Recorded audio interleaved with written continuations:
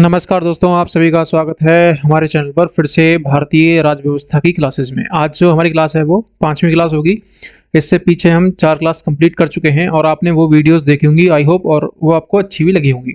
आज की जो हमारी वीडियो है वो हम पढ़ेंगे कि संविधान की विशेषताएं, भाग एवं अनुच्छेद, यानी कि सारे के सारे भाग जो हैं भारतीय अनुच्छेद के जो 22 भाग हैं इनके बारे में हम जानेंगे, और किस अनुच्छेद से किस अनुच्छेद तक कौन सा भाग है इस चीज़ के बारे में हम इसी वीडियो में जानने वाले हैं। तो ये वीडियो एक तरीके से पूरे संविधान यानी कॉन्स्टिट्यूशन का एक तरह से ओवरव्यू होगा। तो आप इस वीडियो को ध्यान से देखें, और जैसा आप थंबनेल पर देख पा रहे हैं कुछ इस तरह से ही आपकी ये पीपीटी प्रेजेंटेशन होगी। चलिए शुरू करते हैं। संविधान की विशेषताएं। संविधान की क्या विशेषताएं हैं? सबसे पहले तो हमारे देश का जो संविधान है वो सबसे लंबा यानी सबसे बड़ा लिखित संविधान है। आप सभी को पता होगा कि भारत का संविधान सबसे बड़ा लिखित संविधान है। नंबर 2, ना ही लचीला और ना ही कठोर। लचीला और कठोर से मतलब क्या है कि अगर हमें संविधान में संशोधन करना हो तो जिस संविधान में आसानी से संशोधन हो जाए वो हो गया लचीला, और जिस संविधान में आसानी से संशोधन ना हो उसके लिए बहुत कठिन प्रक्रिया अपनाई जाती हो उसे बोलेंगे कठोर संविधान। भारतीय संविधान जो है वो इन दोनों का मिक्सचर है, क्योंकि कुछ प्रावधान ऐसे हैं भारतीय संविधान में जिन्हें साधारण बहुमत से हम संशोधित कर सकते हैं, लेकिन कुछ प्रावधानों के लिए विशेष बहुमत की आवश्यकता होती है। तो इसलिए ये ना ही लचीला है और ना ही कठोर है, तो ये दोनों का एक तरह से मिक्सचर है। नंबर 3, एकात्मकता की ओर झुकाव के साथ संघीय संविधान, यानी कि संघीय संविधान किसे बोलते हैं?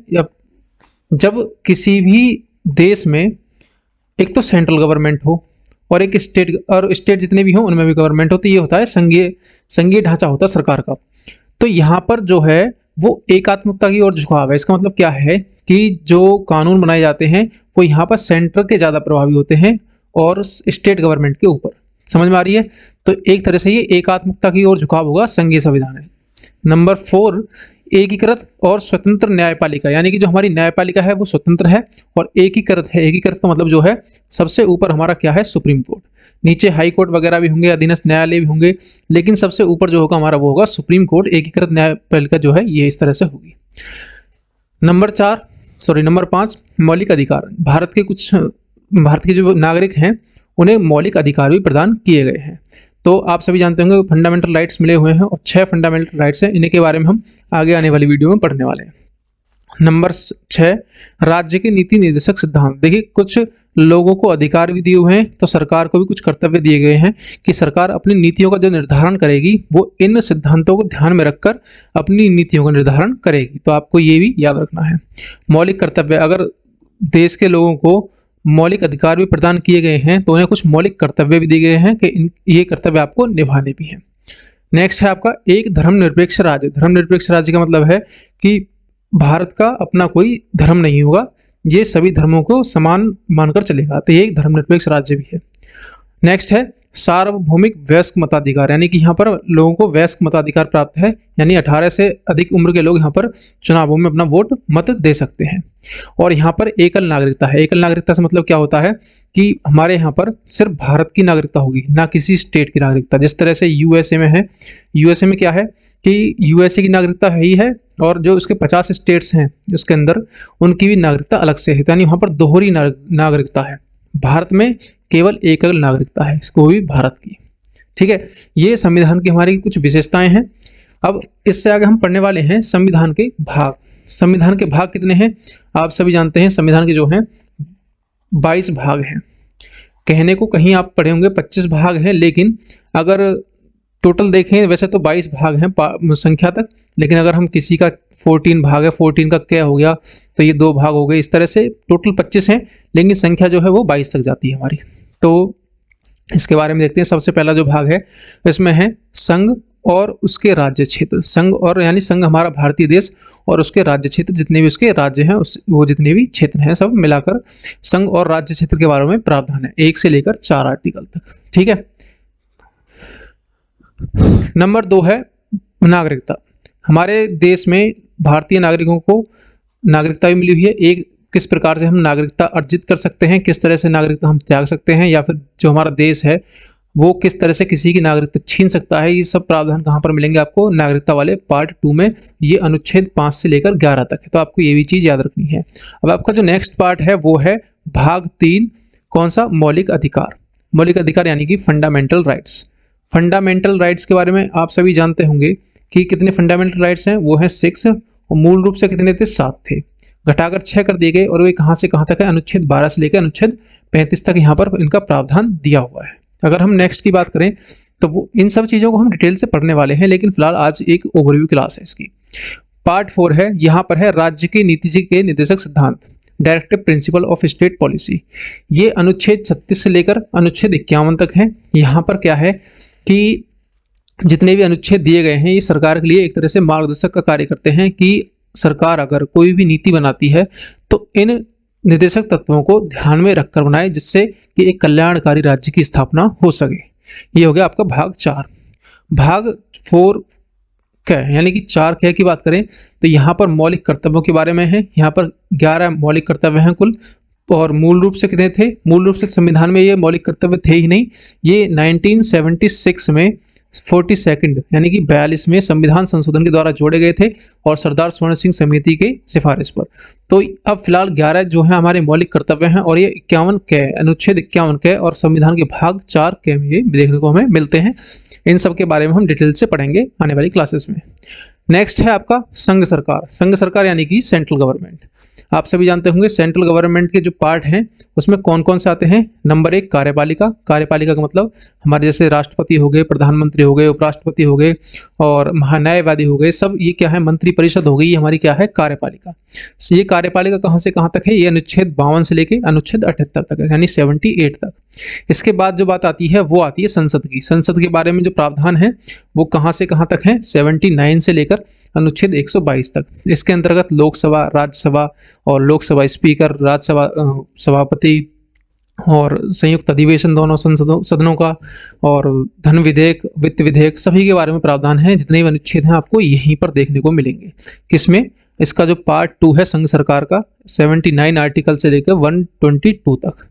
नेक्स्ट है राष्ट्रपति की विधायी शक्तियां। राष्ट्रपति की विधायी शक्तियां से मतलब क्या है कि राष्ट्रपति की विधायी शक्ति यहाँ पर एक है, वो है अनुच्छेद 123, जो कि एक अध्यादेश जारी करने की शक्ति है। यानी कि ये क्या कर सकते हैं, अध्यादेश जारी कर सकते हैं। जब संसद का कोई भी सदन नहीं चल रहा हो तो कोई भी कानून अगर तुरंत प्रभाव से लाना हो तो ये राष्ट्रपति यहाँ पर अपना एक अध्यादेश जारी कर सकते हैं, जिसे कानून के रूप में माना जाता है। ठीक है, तो वो कब है, जब संसद का कोई भी सदन वर्तमान में नहीं चल रहा हो।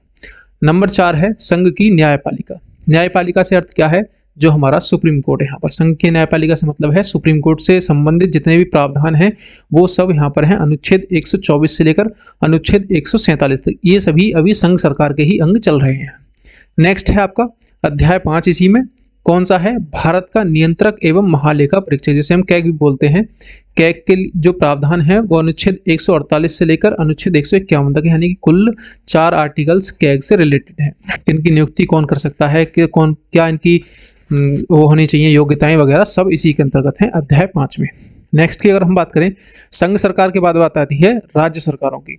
राज्य सरकारों से संबंधित जो प्रावधान है, इसमें पहला जो इसकी कार्यपालिका है वो कार्यपालिका आपकी कहाँ से कहाँ तक है, अनुच्छेद 152 से लेकर 167 तक। अगर हम साधारण रूप से देखें तो ये पूरा जो राज्य सरकार है ये 152 अनुच्छेद से लेकर 237 अनुच्छेद तक होती है पूरी।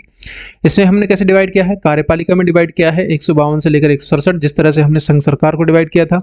फिर राज्य का विधानमंडल है, जिस तरह से सेंट्रल गवर्नमेंट में क्या थी, संसद यानी पार्लियामेंट थी, 168 अनुच्छेद से लेकर 212 अनुच्छेद तक। पार्ट 4 की बात करें तो इसमें क्या है, राज्यपाल की विधायी शक्तियां। जिस तरह से सेंट्रल गवर्नमेंट में राष्ट्रपति की विधायी शक्तियां जो थी अध्यादेश जारी करने की 123 आर्टिकल थी, यहाँ पर 213 आर्टिकल है। ठीक है, ये भी अध्यादेश जारी करने की शक्ति है, किसकी, राज्यपाल की। तो ये हो गया आपका अध्यादेश जारी करने का इसकी शक्तियां। नंबर 5 है राज्यों के उच्च न्यायालय, यानी कि हाई कोर्ट्स के बारे में हम पढ़ेंगे, कहाँ पर, 214 से लेकर 232 अनुच्छेद तक। नेक्स्ट है आपका अधीनस्थ न्यायालय। जो जिला स्तरीय न्यायालय होते हैं वो अधीनस्थ न्यायालय, इनके बारे में हम पढ़ेंगे, कौन कौन से न्यायालय हैं और क्या क्या इनकी प्रावधान है। ये अनुच्छेद 233 से लेकर अनुच्छेद 237 तक है। तो ये हो गया आपके राज्य सरकार के बारे में सारे के सारे। नेक्स्ट है भाग 7, जो कि संविधान से अब हटा दिया गया है। इसके बारे में पढ़ेंगे, क्या था, क्या हटा दिया गया, अनुच्छेद 238। और अब जो भाग 8 है, भाग 8 में संघ और राज्य क्षेत्र इसके बारे में हम पढ़ने वाले हैं, अनुच्छेद 239 से लेकर 242 तक। फिर हैं पंचायतें। पंचायतें कहाँ पर है, अनुच्छेद 243 से लेकर 243 आना तक। यानी कि पंचायतों के बारे में आप जानते हैं, पंचायतों को संवैधानिक दर्जा दिया गया था 73rd कॉन्स्टिट्यूशनल अमेंडमेंट के द्वारा, यानी 73वें संविधान संशोधन के द्वारा। तो उनको कहाँ जोड़ा गया था, भाग 9 में। फिर उसके बाद है 9 के नगर पालिकाएं, नगर पालिकाएं जोड़ी गई थी ये 74th के अमेंडमेंट के द्वारा, और ये 243 से 243 6 तक हैं। तो ये भाग 9 क हो गया इसका नंबर। नेक्स्ट है 9 ख, 9 ख नहीं, यहाँ पर सहकारी समितियां हैं। इन सहकारी समितियों के बारे में हम पढ़ने वाले हैं, कौन कौन सी सहकारी समितियां हैं। अनुच्छेद 243 जेड एच से लेकर अनुच्छेद 243 जेड टी तक, ठीक है। ये कुछ अनुच्छेद थे, इनसे संबंध पंचायतें, नगर पालिका और सहकारी समितियां। अब बात आती है कि अनुसूचित और जनजातीय क्षेत्र, इन जनजातीय क्षेत्र और अनुसूचित जनजातीय क्षेत्र के बारे में प्रावधान है जितने भी, वो अनुच्छेद 244 में है, ठीक है। इन्हें भी हम पढ़ने वाले हैं, अनुच्छेद 244 से 244 क तक। नेक्स्ट है आपका, इसमें संघ और राज्यों के बीच में संबंध। संघ और राज्यों के बीच में संबंध हम पढ़ने वाले हैं, जैसे यहाँ पर अंतर्राज्यीय परिषदें हो गई, 263 के अंतर्गत आती हैं। अनुच्छेद 263 यानी 263 के अंतर्गत अंतर्राज्यीय परिषदों के एस्टेब्लिशमेंट का प्रावधान है, ये सभी हम जानते हैं।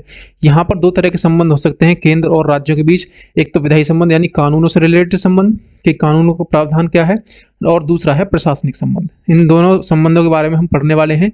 इन्हें हमने डिवाइड किया है, जो आपके विधायी संबंध हैं 245 से लेकर 255 तक, और 256 से 263 कौन से हैं, प्रशासनिक संबंध है, ठीक है। अब नेक्स्ट है आपका पार्ट 12। पार्ट 12 कौन सा है, वित्त, संपत्ति, संविधाएं और वाद। यहाँ पर हम वित्त के बारे में पढ़ने वाले हैं। आप सभी जानते होंगे कि 280 आर्टिकल जो है वो वित्त आयोग से संबंधित है। तो यहाँ पर जितनी भी हम फाइनेंस से रिलेटेड बात करेंगे वो इस पार्ट 12 में होने वाली है।